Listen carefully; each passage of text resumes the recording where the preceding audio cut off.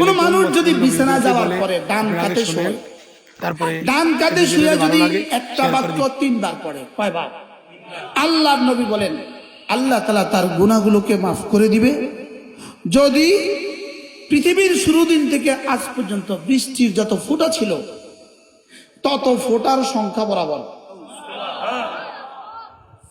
পৃথিবীতে যত গাছ আছে তত গাছের পাতা বরাবর।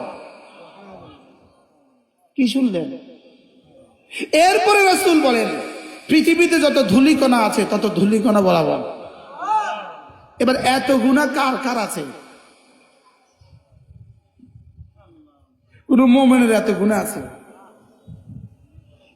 তাহলে এই বাক্যটা যদি আপনি পড়েন ডান কাতে শুয়ে, বলবো বাক্যটা বলবো, আস্তাগফিরুল্লাহাল্লাযী লা ইলাহা ইল্লা হুয়াল হাইয়ুল কাইয়্যুম ওয়া আতুবু ইলাইহি লা হাওলা ওয়ালা কুওয়াতা ইল্লা বিল্লাহ। আজ থেকে পড়বো তো? বলেন ইনশাআল্লাহ। রাসূল জীবনে যখন যা করেছেন বলেন,